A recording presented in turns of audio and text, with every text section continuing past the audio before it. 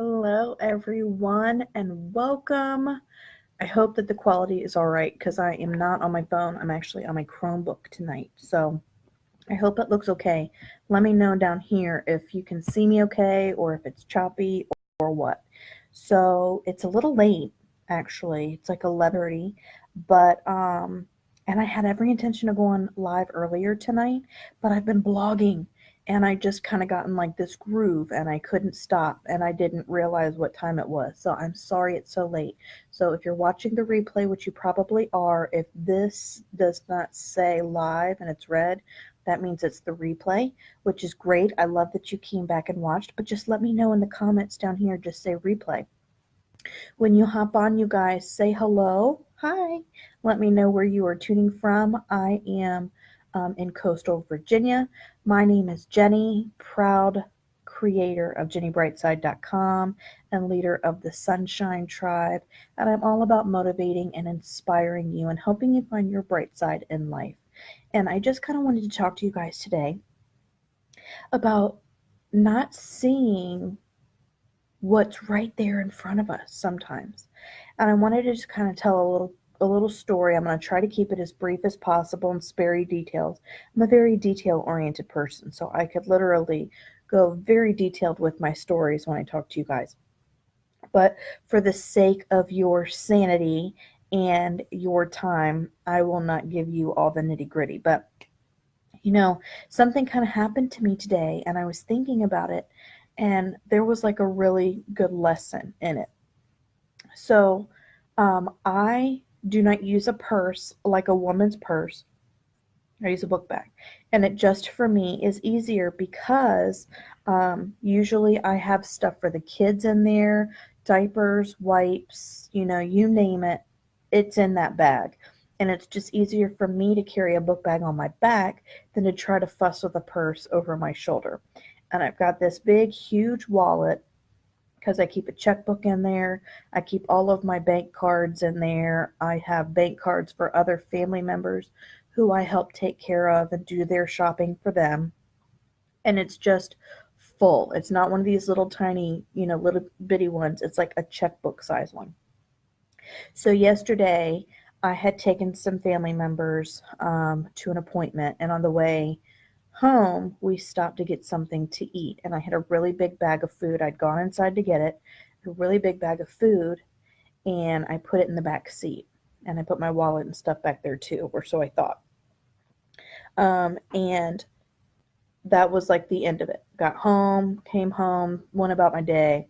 This morning, I wake up, go to find my wallet because I needed to write a check. We have a lawn guy. I pay a lawn service to come out once a week. No shame in that game. And I went to write his check for him, and I could not find my wallet anywhere. And I was in a slight panic. I looked in my book bag. I looked all over the top of my desk. I looked in the my little boy's actual diaper bag, which is a little kid's, like a toddler book bag, and I could not find it for the life of me. And I was like, where is this stinking wallet? So I ran to my aunt and uncle's house, who I was with yesterday, thinking, well, maybe when I put it in the car, maybe it like didn't go in the book bag. Maybe it fell out. I went to their It was nowhere to be found. I was like, okay, it's got to be at the restaurant. I'm going to call the restaurant and see if they have it. I call them. Here's my phone. This I'm pretending I'm calling them.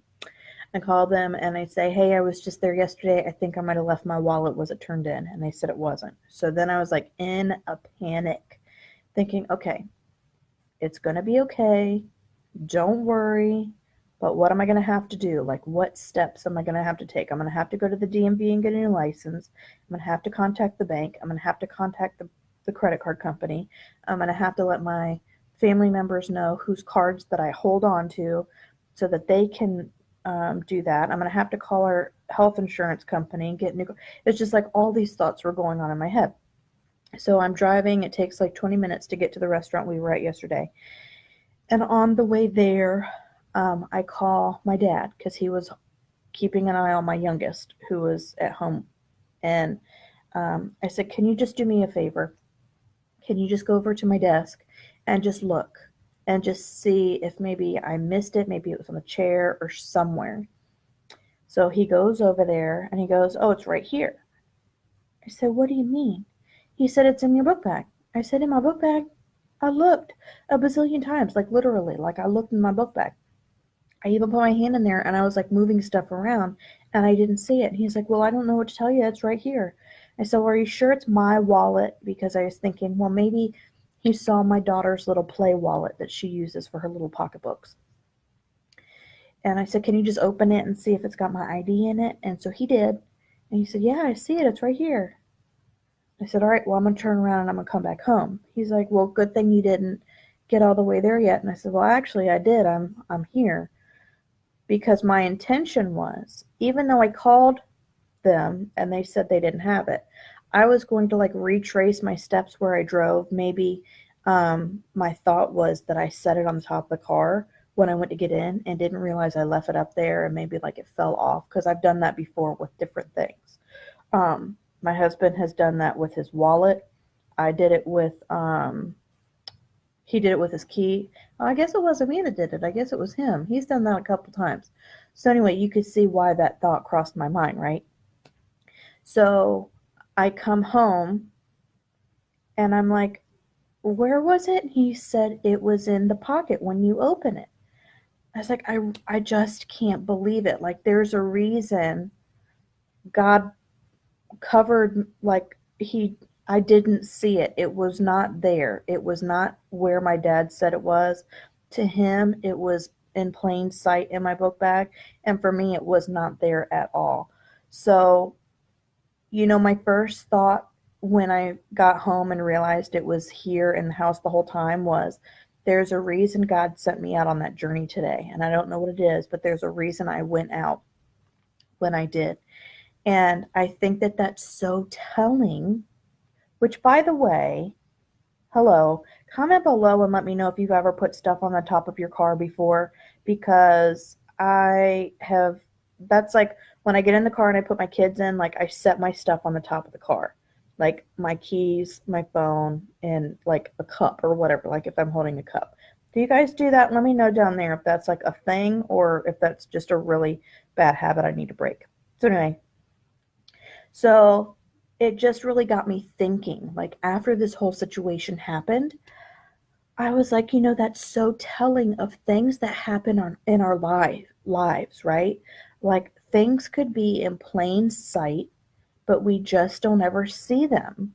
And it's like how many other things, how many other experiences or situations or people, how many other day-to-day things do we experience or not experience because we're not looking, we're not paying attention, we're distracted, our mind is on other things, we're doing too many things at one time, we're like overly stressed, overly worked, there's just so much going on.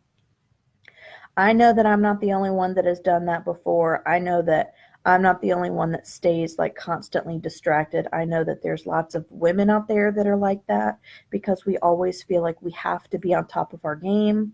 We have to manage the family. We have to get the kids to wherever they need to go. School is starting.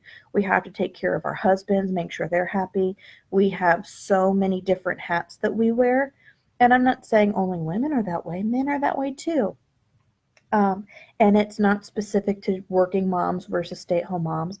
Moms, women in general, we are very much full at all times with our minds, right? Like we've always got something going on in our head.